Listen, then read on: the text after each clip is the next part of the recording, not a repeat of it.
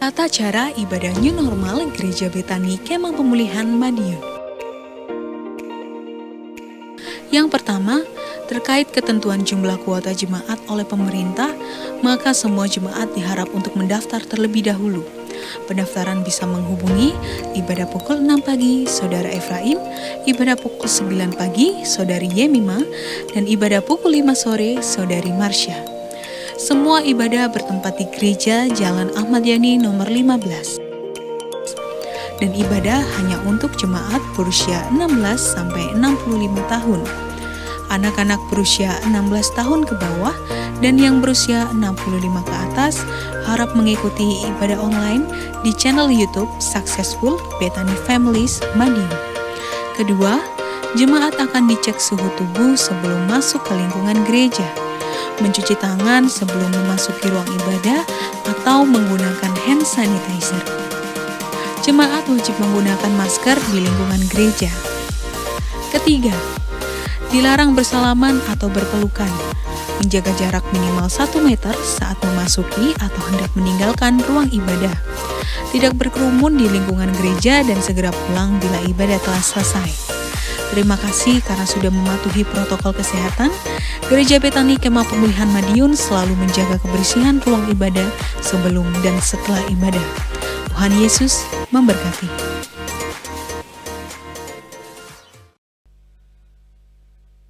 Shalom Bapak Ibu Saudaraku, sekali lagi Shalom. Haleluya, biarlah dengan penuh sukacita kita mau datang kembali di hadapan Tuhan lewat ibadah doa malam saat ini. Meskipun hanya lewat streaming, namun kita percaya Tuhan ada bersama dengan kita. Dan segala sesuatu yang terjadi dalam hidup kita, kita tetap terus yakin bahwa semuanya baik adanya dan ada rencana Tuhan yang sungguh indah dalam setiap kehidupan kita. Sama-sama kita akan mulaikan ibadah doa malam saat ini, namun sebelumnya kita satukan hati, kita berdoa. Kami bawa seluruh kehidupan kami di hadapan-Mu ya Tuhan. Dengan satu kerinduan kami mau benar-benar sungguh memuji Engkau. Kami mau benar-benar sungguh menyembah Engkau. Tiada yang lain dapat kami andalkan dalam hidup kami selain Engkau Tuhan. Hanya Engkau yang menjadi sumber pertolongan bagi setiap kami, bahkan dalam setiap persoalan kehidupan kami. Kami percaya ketika kami datang dengan kerendahan hati, maka ada mujizat pemulihan terjadi dalam hidup kami. Hanya di dalam nama Tuhan Yesus kami siap menyembah Engkau, kami siap memuji nama-Mu. Haleluya, haleluya, amin.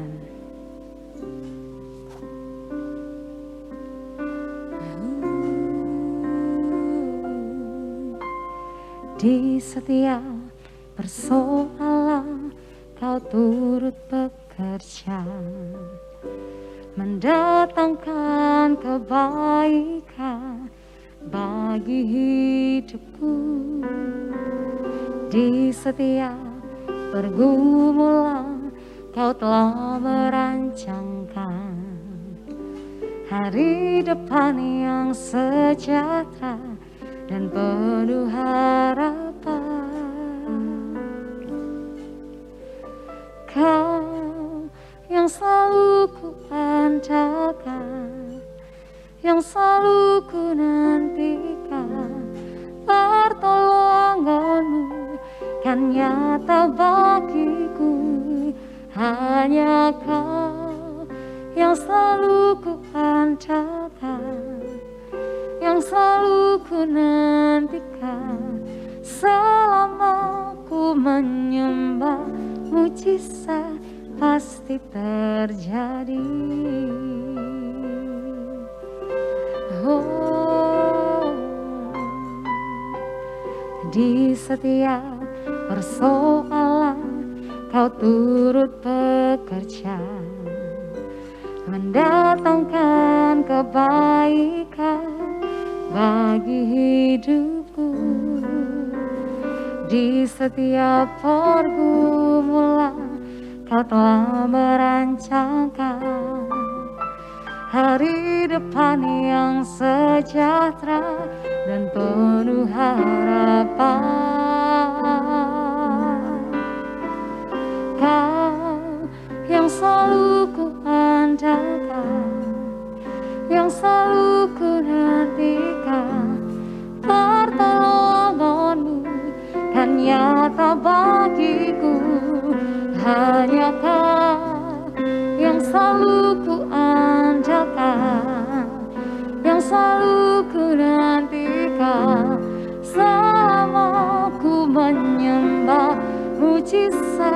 pasti terjadi. Kau yang selalu ku andalkan, yang selalu ku nantikan, pertolonganmu kan nyata bagiku.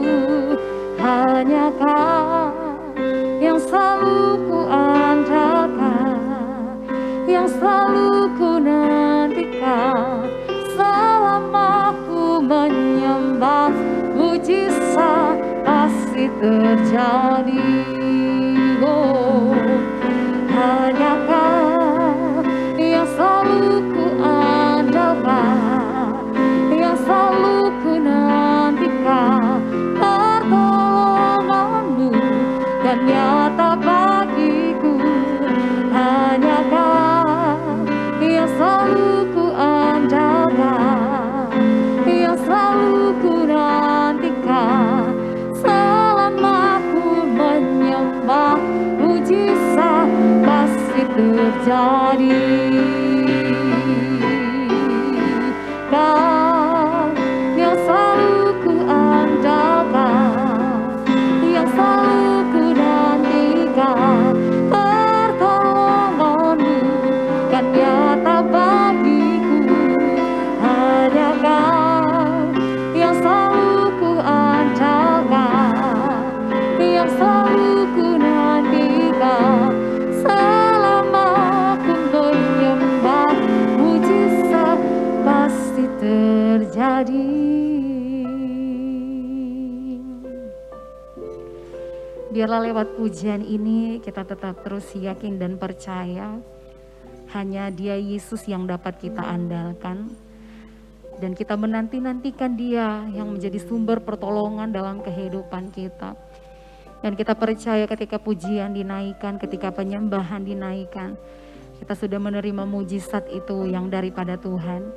Kita sudah menerima kekuatan itu, kita sudah menerima keteguhan itu, kita sudah menerima sukacita itu yang dari Tuhan. Mari Bapak Ibu Saudaraku, dari tempat kita masing-masing dimanapun kita berada, kita mau mengangkat tangan kita di hadapan Tuhan. Kita mau berserah, kita mau katakan hanya Engkau yang dapat kami andalkan dalam hidup ini ya Tuhan. Naikkan pujian ini dengan sungguh di hadapan Tuhan, katakan. Kau yang selalu ku andalkan, yang selalu ku nantikan, pertolonganmu kan nyata bagiku.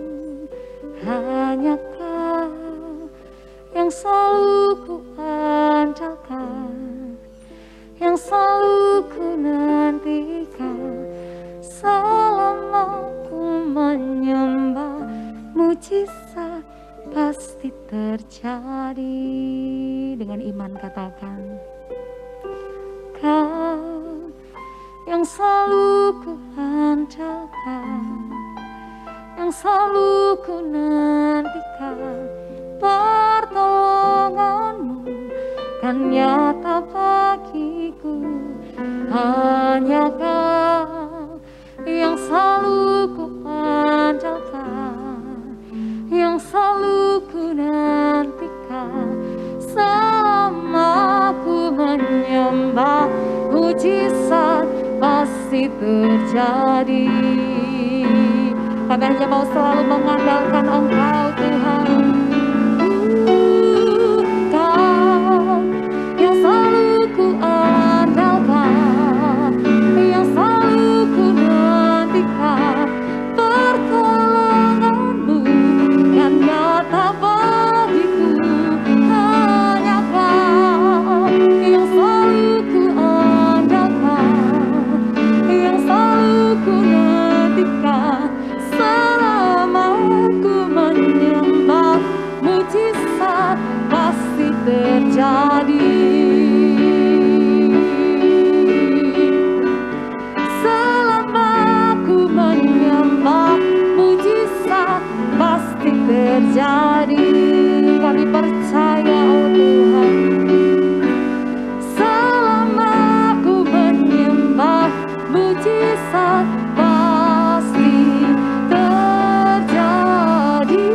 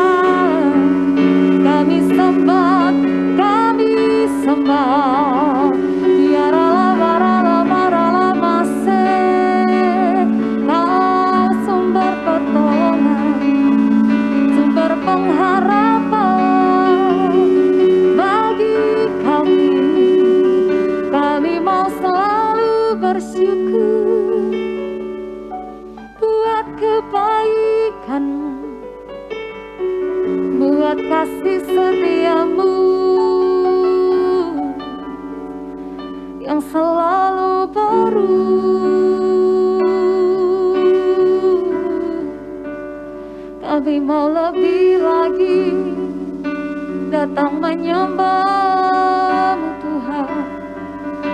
Kiara la bara la mara la mase, sikiara la bara la bara la mo, sikiara la bara la mara la bas, kiara la mara la bara la mo, kiara la bara la bas, kiara la bara la bara la bara la bara la bara la bara la bara la bara la bas, kiara la bara la bara la bara la bara la bas, kiara la bara la bara la bara la bara la bas.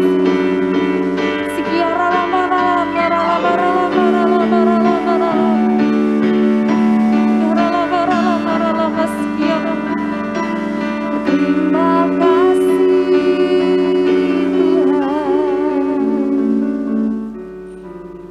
terima kasih.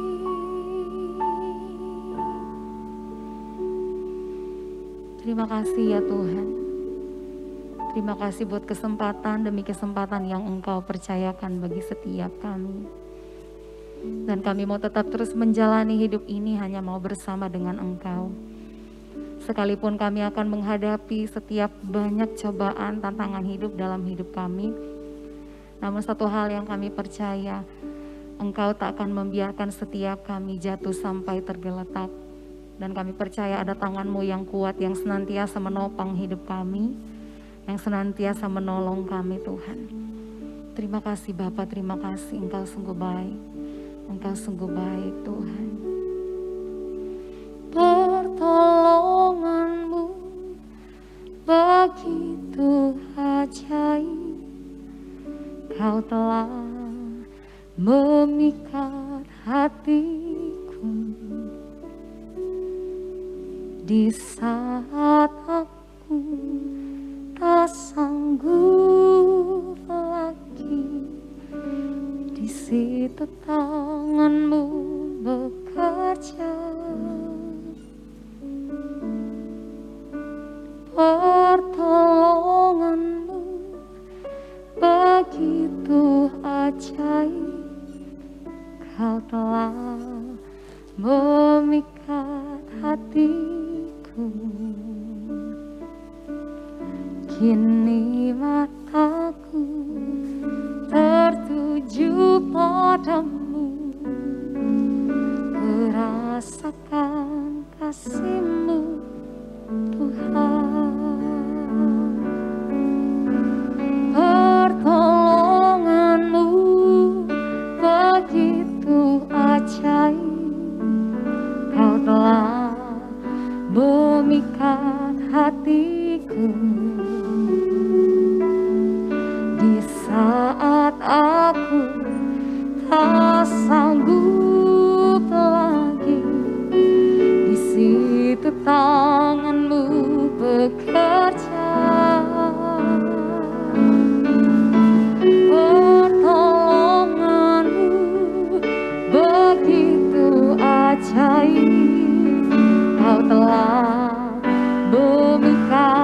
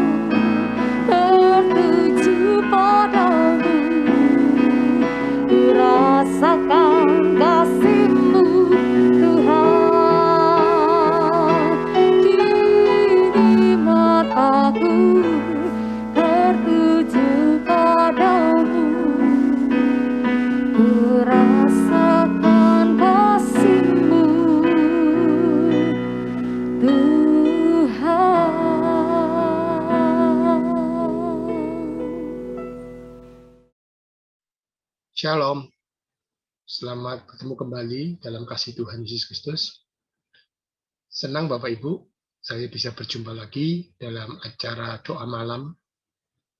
Saya bersyukur kita masih tetap diberikan kesehatan, kekuatan, dan saya percaya Tuhan tetap menyertai kita semua. Saya berdoa untuk semua rekan-rekan sahabat saya di Betani Madiun dan sekitarnya, Tuhan yang menyertai dan memberkati kita semua.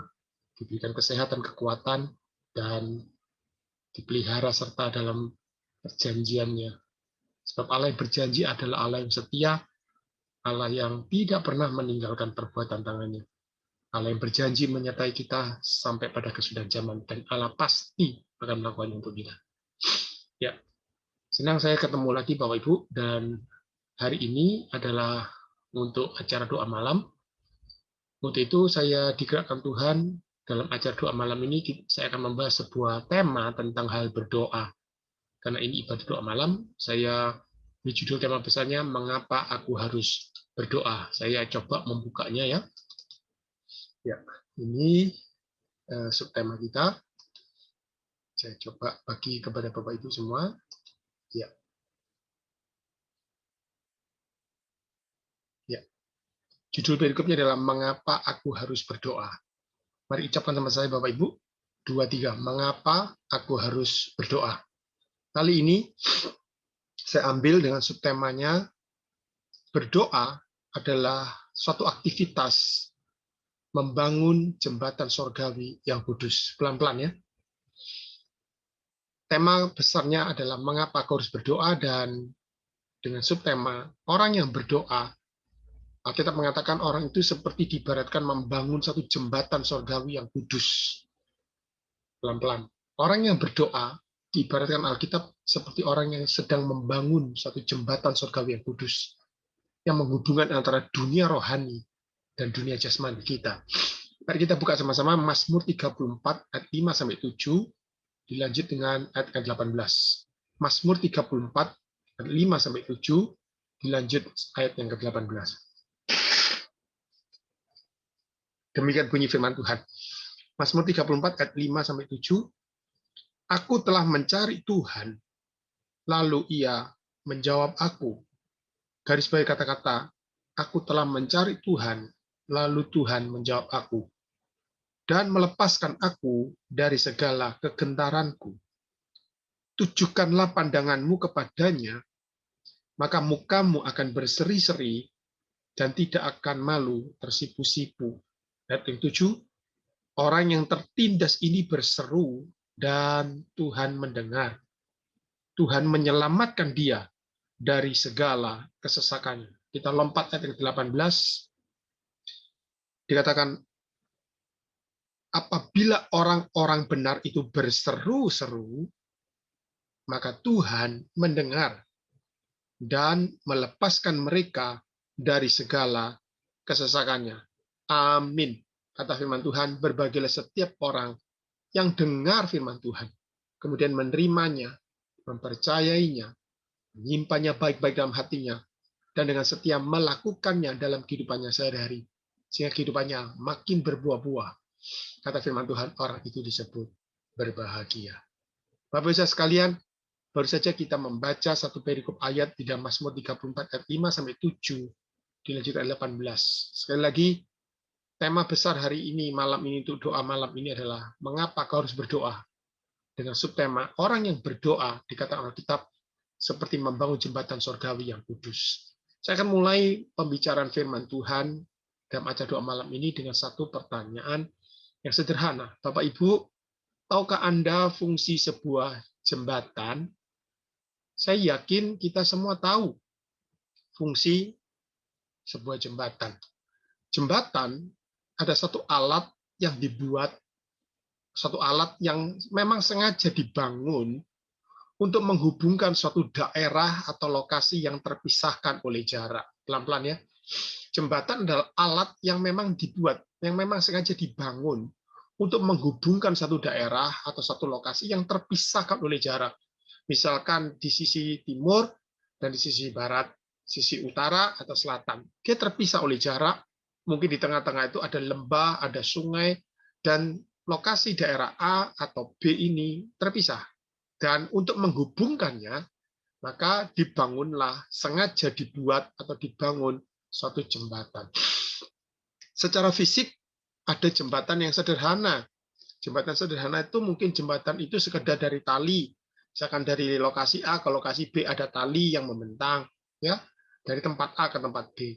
Atau jembatan yang lebih baik lagi dibuat dari rotan atau dari bambu, bahkan yang lebih baik lagi mungkin dari konstruksi kayu yang sederhana.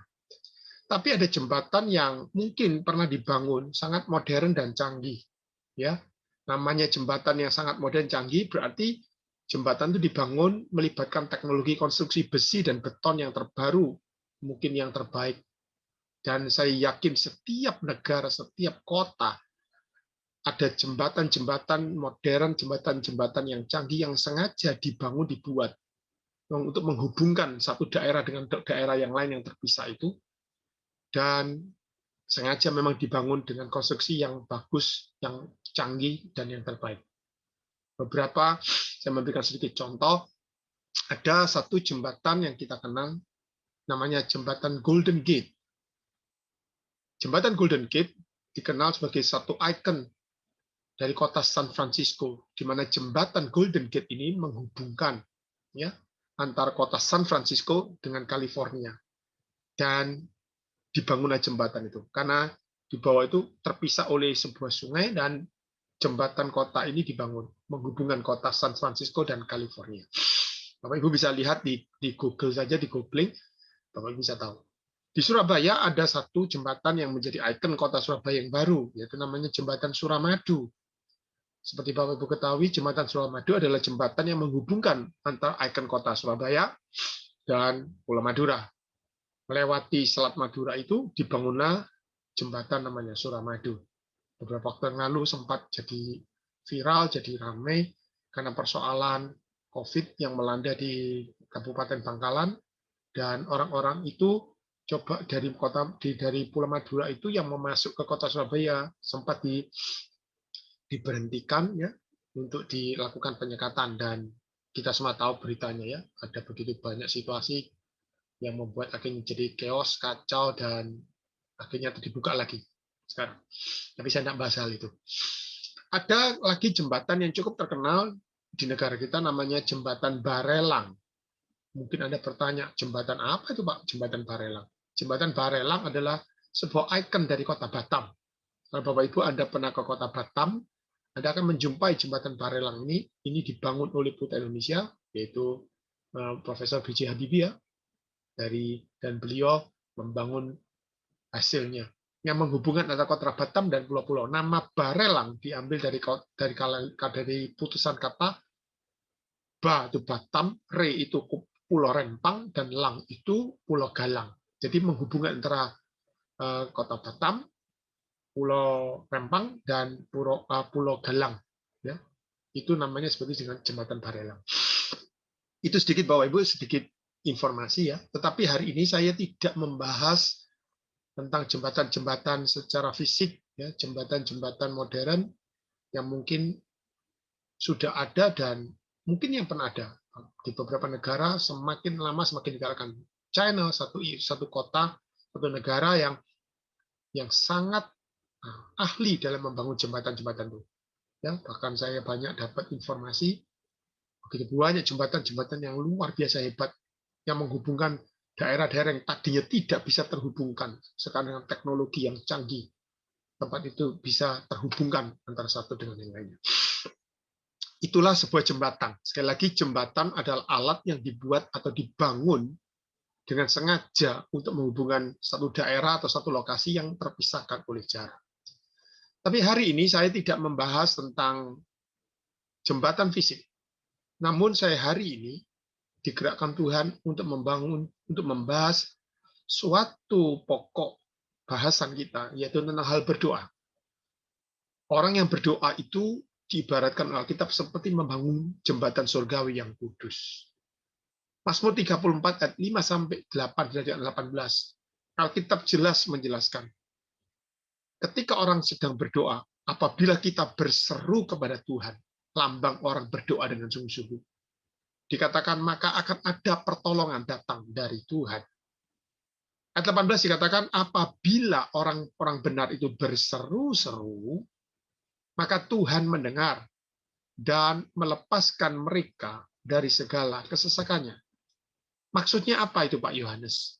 Ini arti rohani. Yang pertama itu bicara tentang posisi. Apabila orang benar itu berseru-seru, ada posisi. Posisi Tuhan itu ada di sorga yang kudus. Sementara posisi kita ada di bumi.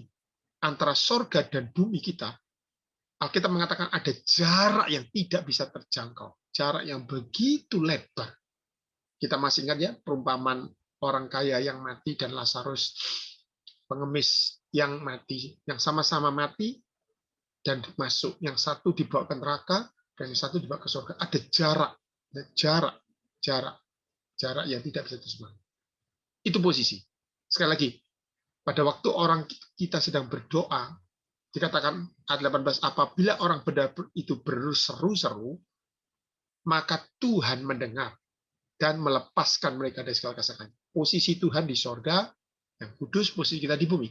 Ada jarak. Yang kedua, arti kedua, dan apabila kita berdoa, jarak yang tadinya tidak bisa terjangkau itu, pada waktu kita sedang berdoa, ada suatu aktivitas. Perhatikan pelan-pelan. Ada posisi yang jauh antara Tuhan di sorga dan kita di bumi. Jarak yang tidak bisa terjangkau. Tetapi apabila Anda dan saya berdoa, berseru-seru dengan sungguh-sungguh, dikatakan ada satu aktivitas seperti yang tadi jarak yang tidak bisa terjangkau itu tersambungkan. Posisi Tuhan dan kita itu tersambung. Bahasa yang lain, terconnected. Seperti internet, terconnected. Apa yang menyambungkan itu? Itulah aktivitas doa kita. Seperti ada sebuah jembatan yang menghubungkan sesuatu yang tadinya terpisah jadi tersambung, terconnected. Saya menyamakan itulah bangunan jembatan sorgawi yang kudus. Memang tidak nampak, mata jasmani tidak bisa lihat. Tetapi itu betul-betul terjadi. Dikatakan apabila orang-orang benar itu berseru-seru, maka Tuhan di sorga yang kudus itu mendengar. Dan ketika Tuhan mendengar, Tuhan memutuskan melepaskan mereka dari segala kesesakan. Senada dengan itu Bapak Ibu, mari kita buka sama-sama Mazmur 18. Mari kita buka sama-sama. Saya tidak menulis di slide, tapi mari kita buka sama-sama Mazmur 18 ayat yang ke-7. Saya akan baca untuk Anda. Pelan-pelan ya. Mazmur 18 ayat yang ke-7 dikatakan seperti ini. Ketika aku dalam kesesakan, aku berseru kepada Tuhan. Kepada Allahku, aku berteriak minta tolong. Perhatikan baik-baik. Posisi Allah di sorga. Kita di bumi. Waktu kita dalam kesesakan, aku berseru kepada Tuhan. Dan teriakku minta tolong sampai kepada Tuhan. Dikatakan Alkitab, ia mendengar suaraku dari baitnya. Teriakku minta tolong kepadanya sampai ke telinganya. Lalu apa yang dilakukan oleh Tuhan? Begitu seperti ada satu aktivitas, kita sedang membangun jembatan sorgawi yang menghubungkan antara Tuhan dan kita. Tidak nampak, tidak terlihat oleh mata, tapi itu betul-betul terjadi. Apa dikatakan ayat 17 dari Mazmur 18? Kita lompat ayat 17, dikatakan Tuhan menjangkau dari tempat tinggi, mengambil aku, menarik aku dari banjir. Tuhan melepaskan aku dari musuhku yang gagah dan dari orang-orang yang membenci aku karena mereka terlalu kuat bagiku. Ayat 20 dikatakan Tuhan membawa aku keluar ke tempat lapang. Tuhan menyelamatkan aku karena Tuhan berkenan kepadaku. Saudara lihat, luar biasa. Inilah bangunan jembatan sorgawi yang kudus yang menghubungkan antara Tuhan di sorga dan kita di bumi. Dan doa kita naik lewat jembatan surgawi yang kudus itu. Tuhan tolong kita. Tuhan dikatakan melepaskan kita dari segala kesesakan kita. Itu sebabnya Bapak Ibu, saya mendorong Bapak Ibu, ya, jangan pernah anggap enteng hal yang berdoa. Beberapa orang mengatakan hal berdoa itu hal yang mungkin sangat sederhana. Tapi jangan pernah remehkan kekuatan orang berdoa. Ya, ada satu jembatan surgawi yang kudus yang menghubungkan dunia rohani dan jasmani. pelan-pelan. Jembatan sorgawi yang kudus itu menghubungkan antara dunia yang rohani, sorga, dan dunia yang jasmani, yaitu Anda dan saya di tempat. Mari kita buka satu ayat lagi, Yeremia 33. Kitab Nabi Yeremia 33, ayat yang ketiga. Kitab Nabi Yeremia 33, ayat yang ketiga. Demikian bunyi firman Tuhan. Yeremia 33, ayat yang ketiga. Dikatakan, berserulah kepadaku, kata Tuhan. Maka aku akan menjawab engkau dan akan memberitahukan kepadamu hal-hal yang besar dan yang tidak terpahami. Pelan-pelan dikatakan, berserulah kepadaku, maka aku, kata Tuhan, akan menjawab engkau. Selain menjawab, hal apa lagi yang dilakukan Tuhan? Aku akan memberitahukan kepadamu hal-hal yang besar dan yang tidak terpahami. Maksudnya apa? Betulkah seperti itu? Dikatakan oleh Alkitab, kalau kita berseru kepada Tuhan, Tuhan akan jawab dan Tuhan akan memberitahukan hal-hal besar yang tidak kita pahami. Mungkin Anda mungkin agak sulit berpikir, loh Pak, buktinya saya berdoa, saya kok tidak mendapatkan apa-apa. Ya. Selama ini saya sedang berdoa, saya sedang bergumul dalam sesuatu, dan saya sedang berdoa. Mungkin Anda berkata, bahkan saya tidak merasakan apa-apa, tidak ada jawaban. Sabar dulu, tahan dulu. Saya tidak akan membahas firman Tuhan dari dasar akal, pikiran, dan kepintaran manusia. Karena kita bisa salah, kita bisa tidak tepat menafsirkan. Tapi izinkan Alkitab yang bercerita kepada Anda, Bapak. Betulkah kalau kita sedang berdoa, sungguh-sungguh berdoa, jembatan sorgawi itu terhubungkan, dan ada suatu aliran kekuatan dari sorgawi yang turun, kekuatan rohani turun, dan menyelesaikan semua persoalan-persoalan kita jasmani ini. Saya teringat ada satu kisah yang pernah ditulis oleh Alkitab. Seperti yang tadi saya katakan, ketika orang sungguh-sungguh berdoa, jembatan itu terbangun, dan kekuatan dunia rohani itu akan memberkati kehidupan yang jasmani ini. Kisah itu ditulis di dalam Kisah Rasul 16, ayat 19-40. Kisah itu sekali lagi ditulis di dalam Kisah Rasul pasal 16 ayat 19-40. Satu kisah tentang Rasul Paulus di penjara Filipi. Saya mendorong Bapak Ibu, selepas dari ibadah ini, kalau Anda mau membaca, saya mendorong Bapak Ibu, bacalah kisah ini satu perikop penuh. Kisah Rasul 16, mulai dari ayat 1 sampai selesai. Ya, supaya pemahaman kita jadi baik, pengertian kita jadi sempurna, dan kita mendapatkan pesan yang luar biasa. Seperti apa kisahnya? Ya, inilah latar belakangnya Bapak Ibu. Dikatakan Kisah Rasul 16, latar belakangnya adalah Rasul Paulus dan Silas dalam tugas pelayanannya mengabarkan Injil. Rasul Paulus dan Silas sampai kepada satu tempat yang disebut dengan Filipi. Ya. Filipi. Dan Rasul Paulus sampai di daerah Filipi itu. Ayat 13-14. Dan tugas pelayanannya, mereka sampai di kota Filipi itu. Dan Paulus melakukan tugas pelayanannya. Di tengah-tengah Paulus dan Silas melakukan tugas pelayanannya, ada kegerakan besar yang terjadi. Beberapa banyak orang bertobat, beberapa pejabat-pejabat juga memutuskan untuk menerima Yesus Kristus sebagai Tuhan Juru Selamat. Tetapi situasi itu membuat beberapa orang-orang yang lain di kota Filipi itu menjadi tidak nyaman. Dan mereka pada akhir singkat ceritanya, mereka memutuskan memfitnah Rasul Paulus dan Silas. Mereka memfitnah orang banyak, mereka mengatakan sesuatu yang buruk tentang Rasul Paulus dan Silas, dan singkat cerita, akibat fitnaan itu, akibat berita-berita bohong. Hari-hari ini, seperti ada kita tahu ya, kita semua dikeliling oleh berita-berita hoax, berita-berita bohong, seperti itu kira-kira. Ya. Paulus dan Silas akhirnya karena fitnaan itu, mereka mau ditangkap dan dipaksa masuk penjara.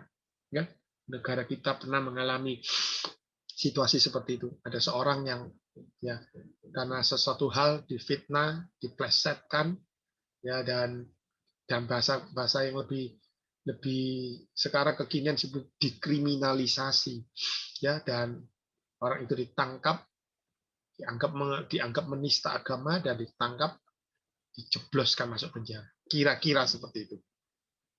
Rasul Paulus dan Silas pernah mengalami. Dan Selamat datang penjara di kota Filipi, ya. Penjara yang gelap, penjara yang kuat, penjara yang cukup membuat Paulus dan Silas tidak bisa berdaya lagi. Dalam kondisi yang terpuruk itulah dikatakan ayat 25, Rasul Paulus dan Silas memutuskan berdoa. Saya akan sedikit membaca cerita itu. Bapak Ibu bisa mengikutinya di dalam Kisah Rasul 16. Saya akan baca ayat 19 sampai 25 saja. Demikian bunyi firman Tuhan. Kisah Rasul 16 ayat 19 sampai 25. Ketika tuan-tuan perempuan itu melihat bahwa harapan mereka akan mendapat penghasilan lenyap, mereka menangkap Paulus dan Silas, lalu menyeret mereka ke pasar untuk menghadap penguasa. 20 setelah mereka membawa keduanya menghadap pembesar-pembesar kota itu, berkatalah mereka, katanya, orang-orang ini mengacau kota kita ini, karena mereka orang Yahudi, dan mereka mengajarkan adat istiadat yang kita sebagai orang Rom tidak boleh menerimanya atau menurutinya. Juga orang banyak bangkit menentang mereka. Lalu pembesar-pembesar kota itu menyuruh mengoyakkan pakaian dari tubuh mereka dan mendera mereka. Paulus dan Silas dipukuli. 23 setelah mereka berkali-kali didera, bukan satu dua kali, berkali-kali, dipukul berkali-kali. Mereka dilemparkan ke dalam penjara. Kepala penjara diperintahkan, perhatikan baik-baik, kepala penjara diperintahkan untuk menjaga mereka dengan sungguh-sungguh. Ini tahanan politik. Ya. Dikriminalisasi karena menimbulkan kekacauan, dan pasti ada atensi besar. Itu sebabnya kepala penjara diperintahkan untuk menjaga mereka dengan sungguh-sungguh. 24, sesuai dengan perintah itu, kepala penjara memasukkan mereka ke ruang penjara yang paling tengah dan membelenggu kaki mereka dalam pasungan yang kuat. Tidak ada tempat lagi untuk mereka bisa berlari. Tidak ada kans, tidak ada kesempatan lagi bagi Paulus dan Silas untuk bisa keluar dari penjara itu. Perhatikan Bapak, di tengah-tengah badan yang begitu sakit semua karena dipukul berkali-kali, dilemparkan, dimasukkan ke dalam penjara, dibelenggu, dijaga dengan kuat.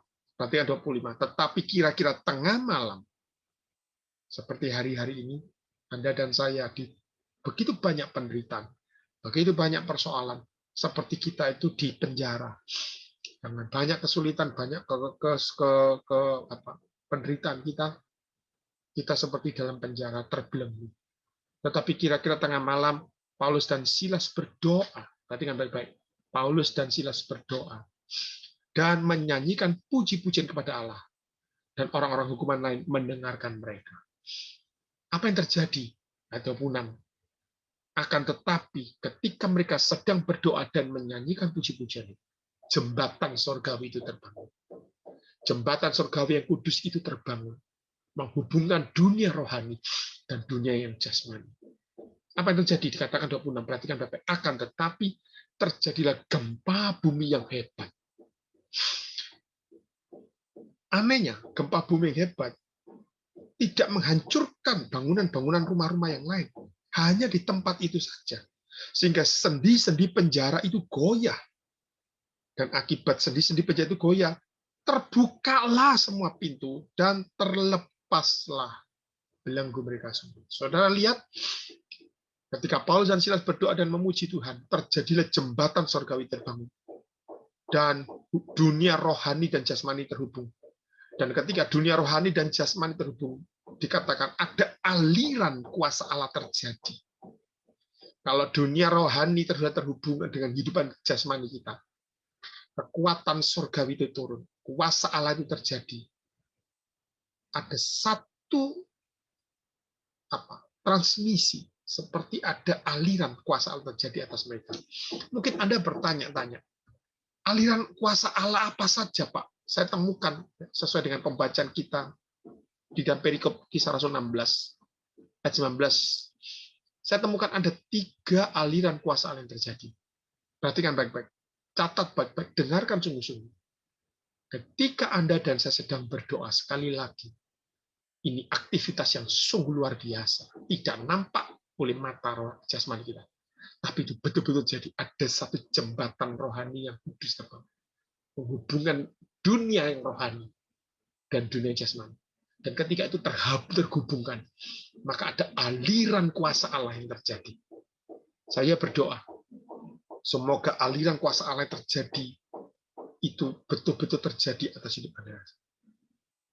Ada 3 kuasa Allah yang terjadi dalam cerita Kisah Rasul 16 ini. Yang pertama, dikatakan ayat 26, dikatakan kuasa Allah yang melepaskan belenggu-belenggu. Perhatikan baik-baik. Kuasa yang pertama terjadi ketika bangunan ini, jembatan ini terbangun. Dikatakan kuasa Allah yang melepaskan belenggu-belenggu. Sendi-sendi penjara goyah. Saya yakin namanya penjara itu pasti kokoh, dibangun sangat kuat. Karena mereka yang membangun penjara pasti berpikir, ini bukan orang biasa yang ditaruh di sini. Itu adalah orang-orang kriminal, orang-orang yang dalam tanda petik punya masalah dalam masyarakat. Pasti orang-orang yang kasar, orang yang keras, orang-orang yang mungkin bengis, orang-orang yang jahat. Itu sebabnya penjara itu dibangun begitu lebih kokoh. Saya percaya penjara dibangun bukan seperti orang bangun rumah biasa. Pasti penjara itu sendi-sendinya lebih kokoh. Tapi dikatakan dalam hal ini, ketika terjadi doa Rasul Paulus dan Silas ini, maka dikatakan kuasa Allah melepaskan belenggu. Sendi penjaranya goyah, pintu terbuka semuanya, dan belenggu-belenggu di tangan dan kaki ini dilepaskan. Luar biasa. Luar biasa. Doa saya kepada Anda semua Bapak Ibu, inilah yang akan Tuhan kerjakan atas hidup Anda dan saya. Ketika kita sungguh-sungguh berdoa, maka yang pertama yang terjadi dalam hidup kita, ada aliran kuasa Allah yang terjadi, yang melepaskan belenggu-belenggu kita semua. Saya tidak tahu apakah hari ini Anda dan saya mungkin sedang menghadapi jalan buntu, seperti dalam pintu penjara. Tidak bisa kemana, keluar, tidak bisa. Melakukan ini tidak bisa. Orang yang di penjara itu terbatas. Orang di penjara itu terbelenggu. Mungkin hari-hari ini situasi hidup kita seperti kita sangat terbatas. Terbatas sekali. Keuangan kita, kesehatan kita, hubungan kita, pekerjaan kita, rumah tangga kita. Bahkan kita terbelenggu. Terbelenggu oleh sakit penyakit, terbelenggu oleh hutang, terbelenggu oleh situasi-situasi yang mungkin tidak menyenangkan buat kita. Sehingga orang yang terbelenggu itu pasti tidak enak. Tapi dengar baik-baik. Dengar baik-baik. Hari ini Anda memutuskan, detik ini memutuskan, Anda berdoa sungguh-sungguh kepada Tuhan. Alkitab menulis, ada kuasa Allah. Jembatan surgawi terhubungkan. Kuasa Allah terjadi. Melepaskan semua belenggu-belenggu kita. Semua hal yang membuat kita terbatas. Semua hal yang membuat kita terbelenggu. Semua hal yang membuat kita jadi tidak berdaya. Ada kuasa Allah yang terjadi. Saya ingat satu lagu yang mungkin cukup agak lama. Ketika kuasa Allah yang terjadi di hidup kita, pasti belenggu-belenggu itu bisa dilepaskan. Lagu itu berkata seperti ini. Urapan Allah terjadi di tempat ini. Allah hancurkan ikatan belenggu dosa, sorak kemenangan terdengar di tempat ini. Di sini ada urapan baru. Bapak Ibu, sekali lagi saya berdoa. Mari kita memutuskan untuk hidup dalam doa-doa kita. Supaya kuasa Allah terjadi atas hidup kita. Apa yang membuat Anda menjadi terbatas? Apa yang membuat Anda jadi terbelenggu? Beberapa orang terbelenggu oleh roh pornografi. Beberapa orang terbelenggu oleh amarah. Beberapa orang sedang terbelenggu oleh hutang-hutang. Beberapa orang sedang terbelenggu oleh kenajisan, narkoba. Saya kenal seseorang, dulu sebelum kenal Tuhan, hidupnya terbelenggu oleh narkoba. Mau lepas nggak bisa. Dimulai pertama hal yang kecil dari kebiasaan merokok, keluyuran, suka datang ke nightclub, hiburan dunia malam, sampai satu kali peristiwa itu betul-betul terjadi. Dikenalkan oleh narkoba dan mulai hari itu rekan ini terbelenggu. Dia tahu itu salah. Dia tahu itu akan membunuh dirinya pelan-pelan. Tapi dia tidak pernah bisa melepaskan diri. Itulah belenggu dosa. Tapi puji Tuhan luar biasa. Pelan tapi pasti. Ya, rekan ini pada satu kali ketemu dengan seorang rekan yang lain. Dan rekan yang lain ini memberikan satu pengertian. Berita Injil. Dan rekan saya ini pelan-pelan mulai dengar firman Tuhan. Dan mulai menyadari. Aku tidak bisa lepas dari belenggu. Aku tidak bisa lepas dari belenggu. Hanya Tuhan yang bisa melepaskan. Dan ketika dia memutuskan berdoa, minta pertolongan Tuhan, jembatan surgawi terjadi. Kuasa dari supranatural surgawi menginvasi hidupnya. Semua belenggu ketergantungan kepada obat-obat bius, narkoba dilepaskan.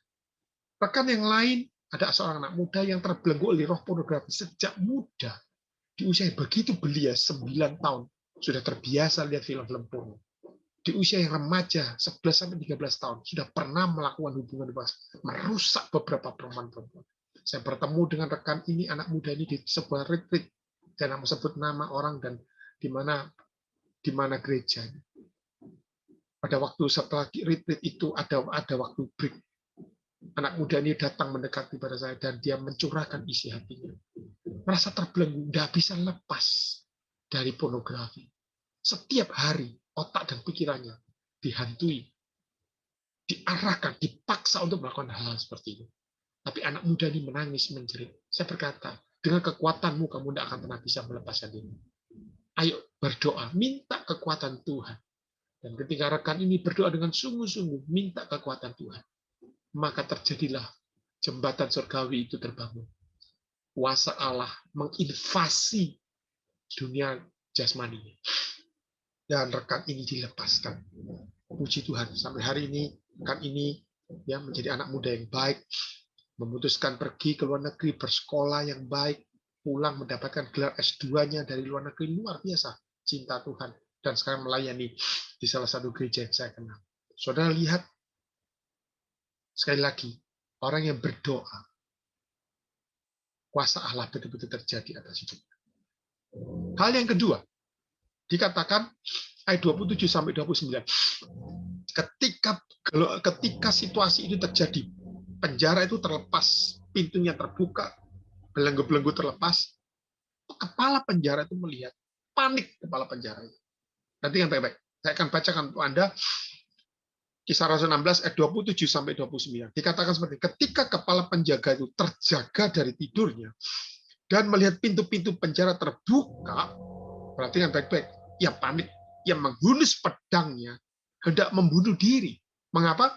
Karena ia menyangka bahwa orang-orang hukuman itu telah melarikan diri, padahal ia sudah ingat ayat sebelumnya dikatakan ia betul-betul diwanti-wanti, ditekankan supaya menjaga dua tahanan politik ini dengan sungguh-sungguh, karena ini tahanan penting. Tapi waktu dia melihat pintu penjara terbuka, belum dilepaskan, maka kepala penjara ini panik. Dia berpikir ini orang pasti melarikan diri, dan besok dia yang akan dieksekusi sendiri. Ayat 28, perhatikan. Tetapi Paulus berseru dengan suara nyaring katanya, jangan celakakan dirimu, sebab kami semuanya masih ada di sini. Betapa terkejutnya kepala penjara. 29, kepala penjaga itu menyuruh membak sulung, lalu berlari masuk, dan dengan gemetar tersungkurlah ia di depan Paulus dan Silas.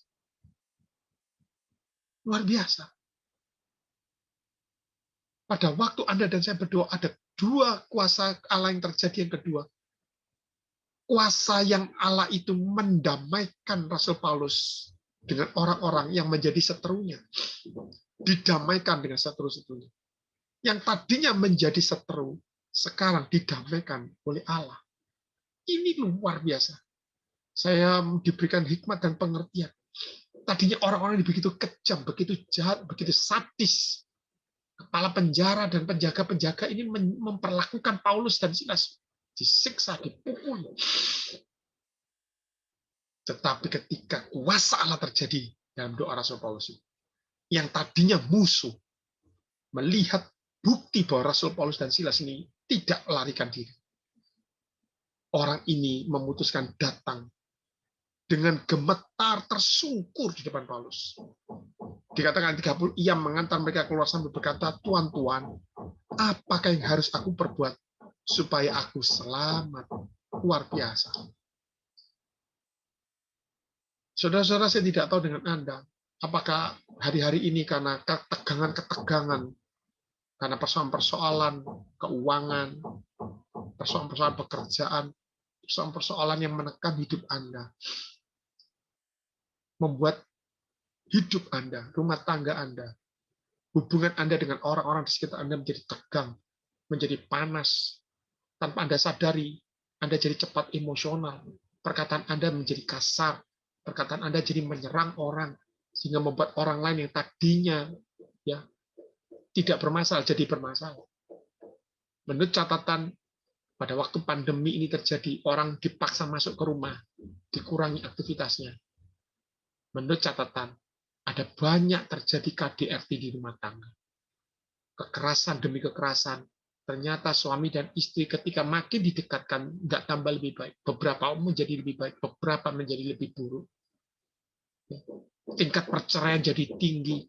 Konflik makin menjadi-jadi. Konflik antara suami dan istri, anak dan orang tua, menantu dan mertua. Terjadi konflik di mana-mana. Mengapa? Karena ada satu penjara-penjara, belenggu-belenggu yang membuat hidup kita jadi tidak nyaman. Tapi hari ini, lewat ibadah ini, ada firman yang terjadi. Kuasa Allah yang kedua bekerja itu mendamaikan kita. Saya berdoa, biarlah lewat firman Tuhan ini disampaikan, rumah tangga Anda dan saya menjadi lebih damai. Kalaupun ada mungkin kemarin sedang berseteru, karena perkataan kita, sikap perilaku beberapa di antara kita tidak menyenangkan bagi pasangan kita, bagi orang-orang di rumah kita, bagi rekan-rekan kerja kita, bagi orang-orang yang lain yang mungkin sempat ya, berbenturan dengan kita. Hari ini saya berdoa, kiranya kuasa Allah terjadi mendamaikan yang tadinya berseteru. Amsal 16 ayat yang ke-7.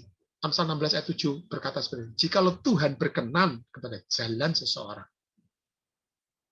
maka musuh orang itu pun didamaikannya dengan dia. Luar biasa. Luar biasa. Sekali lagi luar biasa. Amsal 16 ayat 7 dikatakan, jikalau Tuhan berkenan kepada jalan seseorang, maka musuh orang itu pun didamaikannya dengan dia. Bapak Ibu saya sekalian, saya tidak tahu dengan Anda sekali lagi, tetapi saya tidak mau berbicara tentang orang lain, tapi saya berbicara tentang diri saya sendiri.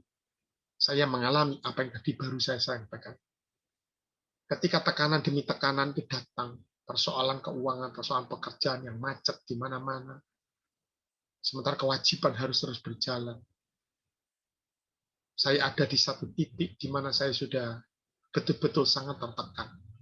Keuangan memasukkan menjadi begitu pelan, begitu rendah, begitu berkurang. Tetapi kebutuhan, kewajiban terus jalan, tidak pernah bisa kurang. Saya berusaha sebagai sopir yang baik di rumah tangga, manajer keuangan yang baik, saya berusaha ngatur, berusaha sebaik mungkin saya mengatur. Tetapi saya sampai pada satu titik, saya sudah angkat tangan lagi. Ketika saya lihat cash flow-nya sudah tidak nututi lagi, tidak keburu lagi. Detik itu juga saya panik. Jujur Bapak Ibu. Saya bukan turunan dewa. Saya juga bukan anak dewa. Saya manusia biasa. Walaupun saya ini seorang pelayan Tuhan, seorang penginjil, seorang pemberita Injil, tapi saya juga manusia biasa. Ada batas dalam titik tertentu dalam hidup saya. Saya menjadi begitu down, begitu lemah. Saya menjadi panik, jadi tegang. Dan tanpa terasa, ketegangan-ketegangan karena perputaran keuangan yang begitu sangat ketat merubah saya pelan tapi pasti. Saya menjadi temperamen. Perkataan saya mungkin kurang nyaman, kadang menyerang, kadang perkata-kata saya mungkin tidak baik. Saya tidak menuju orang lain. Ini saya, itu betul terjadi. Dan puncaknya Bapak Ibu, saya melihat semua kebutuhan dan kewajiban yang harus saya lunasi, harus saya bayar. karena saya harus melakukan itu sebagai satu bukti bahwa saya orang yang punya integritas. Tetapi saya lihat pemasukan keuangan saya masih belum, dan saya lihat ada satu nota, ada satu kewajiban dari customer yang harus tepat waktu bayarnya, persis di hari, dan kalau itu terbayar, maka semua kewajiban saya ini bisa terselesaikan dengan baik. Maka saya sangat menggantungkan terhadap pembayaran dari customer. Ya. Saya tidak mau menyebut nama orang, nama jabatan, nama institusi, tapi itu betul terjadi. Saya sedang menunggu janji dia untuk mencairkan tagihan saya pada tanggal sekian.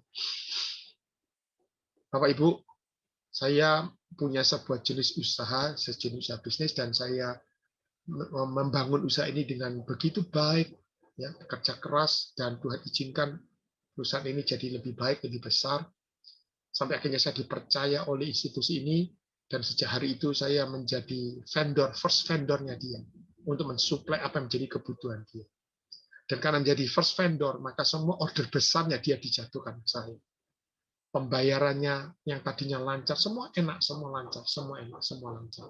Dan saya karena saya first vendornya, maka saya diangkat oleh dia, dan saya harus menandatangani kontrak, dan kontrak itu harus diperbarui setiap 6 bulan sekali. Dan saya ingin katakan kontrak itu cukup besar buat kelangsungan pekerjaan. Itu sebabnya saya menaruh perhatian sungguh-sungguh terhadap usaha dan pekerjaan. Dan ketika saya melihat ada jadwal tagihan saya kepada institusi ini yang harus dibayar pada tanggal tertentu, saya agak tenang. Karena apa? Saya tahu ini institusi yang sangat bonafit dan selalu tepat waktu. Sementara kewajiban saya juga sedang menunggu. Dan ternyata betul, Bapak. Manusia bisa berharap, tapi situasi tidak tentu terjadi. Ketika batas waktunya sudah pas jatuh tempo, saya menunggu pembayaran transfer itu. Tapi sampai akhir hari tidak ada transfer. Saya coba telepon kepada institusi itu. Sulit masuk. Sibuklah, begitulah. Saya mencoba bertemu dengan bagian keuangannya. Tidak bisa. Ya. Dan dia berkata, sudah sore, besok saja. Bapak tunggu besok pagi pencairannya. Karena kita sudah jadwalkan, mungkin besok pagi masuk. Saya tenang mendapatkan jawaban. Singkat cerita, besok pagi pun, pagi jam 9 saya tunggu tidak masuk, jam 12 tidak masuk, jam 3 tidak masuk. Maka saya menjadi panik. Saya telepon lagi, jawabannya, kita akan usahakan. Saya bertanya-tanya, ada apa ini? Padahal besok, rekening ini sudah harus jalan. Ya, kewajiban saya sudah harus jalan. Apa yang terjadi Bapak Ibu? Saya tunggu, saya mencoba bersabar. Hari yang keduanya tetap tidak dibayarkan. Maka di titik tersitulah meledak saya. Karena apa? Karena para kreditor ini sudah menelpon saya, mengingatkan saya batas waktunya, sesuatu seperti ini. Saya panik. Saya memutuskan bersama dengan putra saya datang ke institusi. Saya bertanya. Tetapi jawaban yang saya terima adalah jawaban yang sangat tidak bertanggung jawab. Jawaban yang mutar-mutar, bulat-bulat.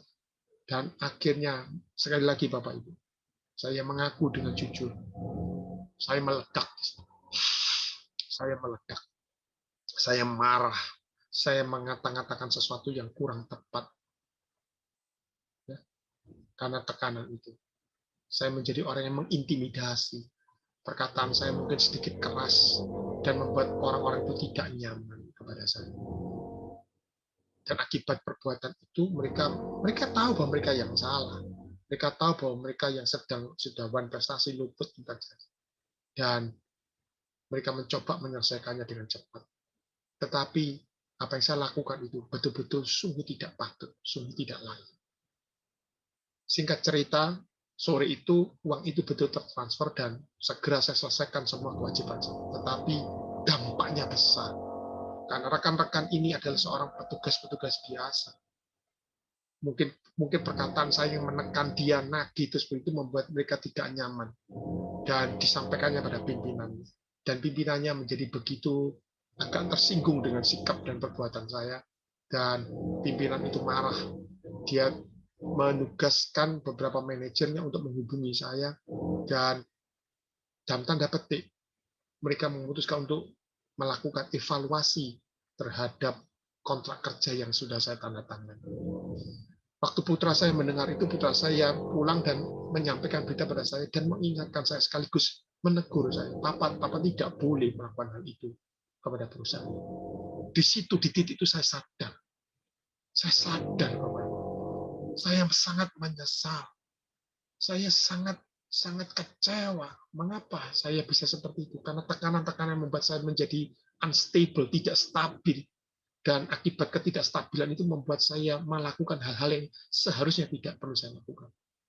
Dan putra saya mengingatkan, kalau sampai ini kontrak kita kerja ini dievaluasi, Papa. Dan kalaupun sampai sudah saya dengar dari salah satu manajer untuk mencari orang yang lain, vendor yang lain, dan kita ditinggalkan, ini sangat berbahaya buat kelangsungan perusahaan kita. Jujur, Bapak Ibu, waktu saya mendengar itu saya shock banget. Malam itu saya memutuskan masuk ke kamar. Saya mengunci diri di dalam kamar dan saya menangis di hadapan Tuhan. Saya menyesal.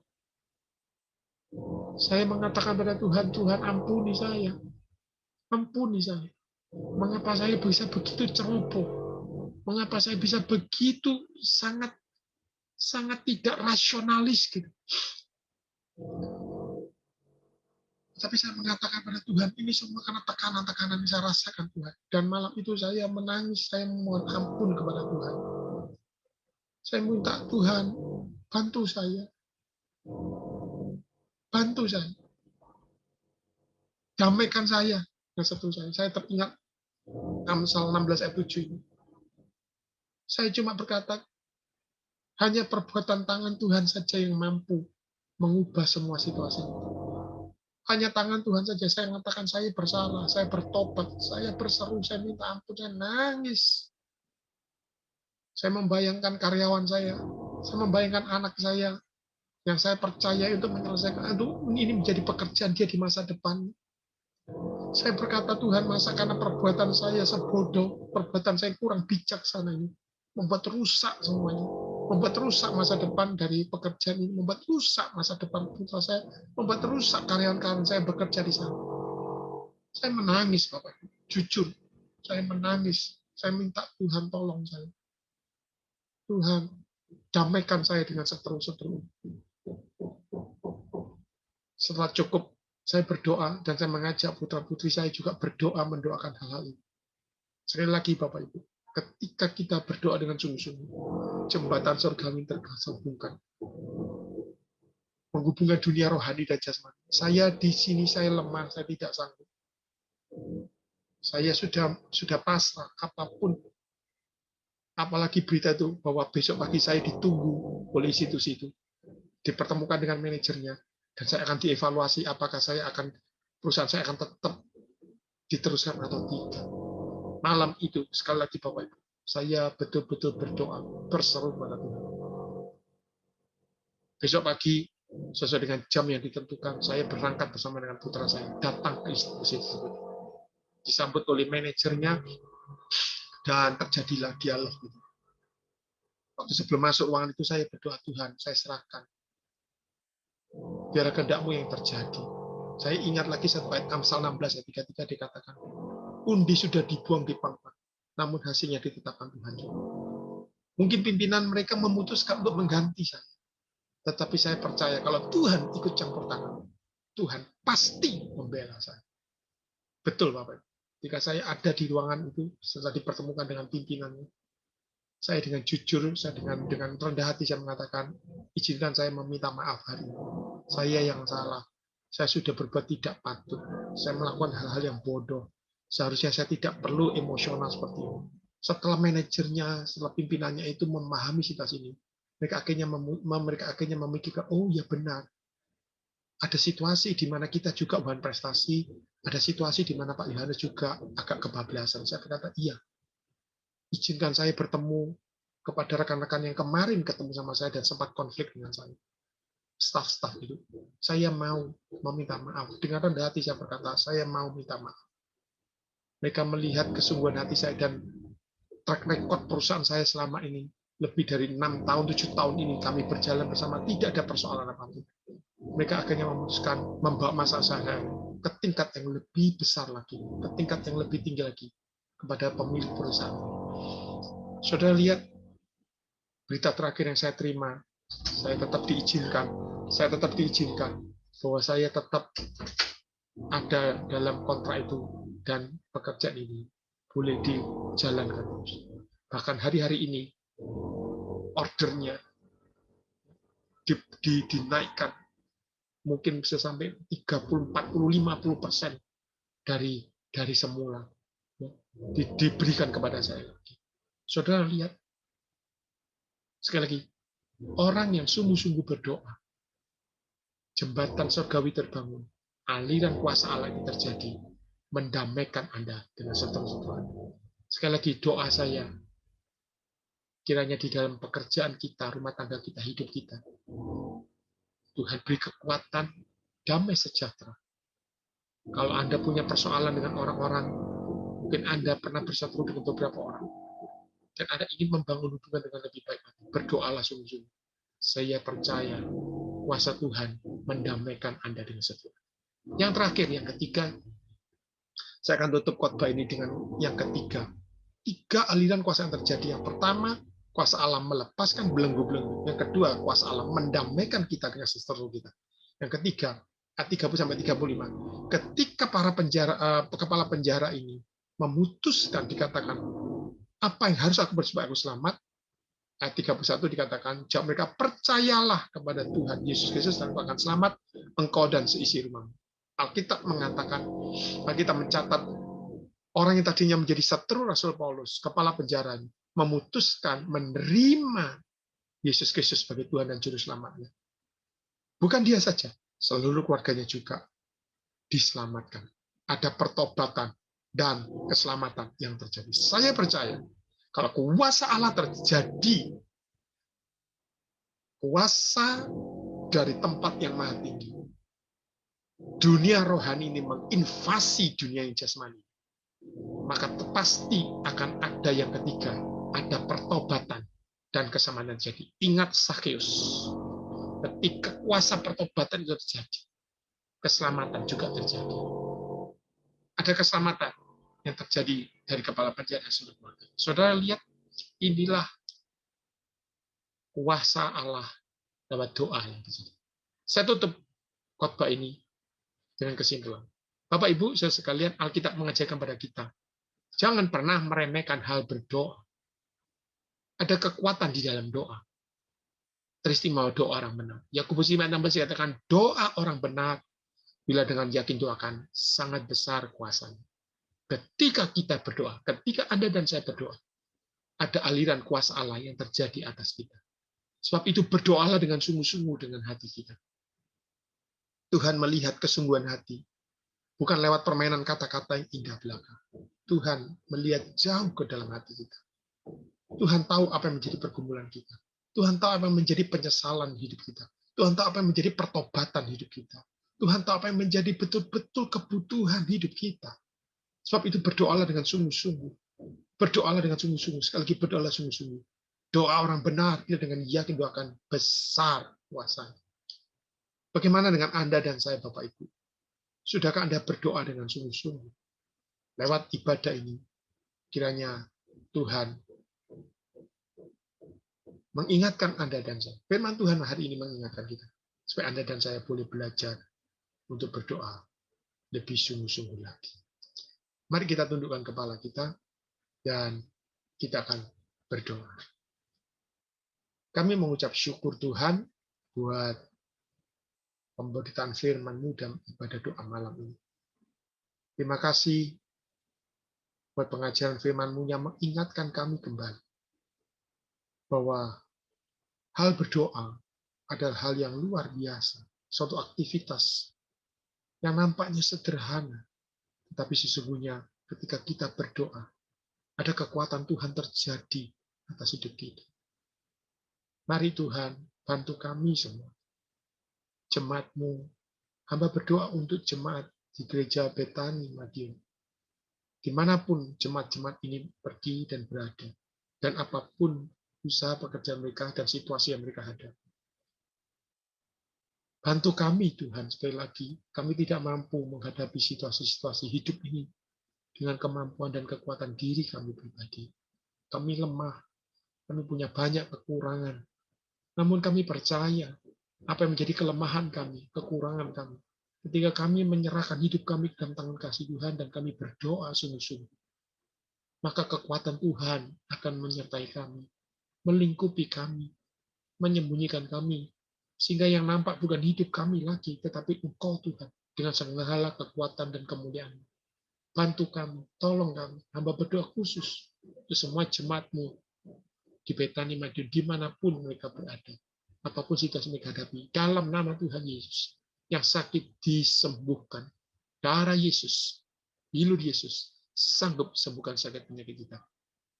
Yang menghadapi banyak tantangan, banyak kesulitan, Tuhan tolong. Pintu-pintu kesempatan Tuhan buka.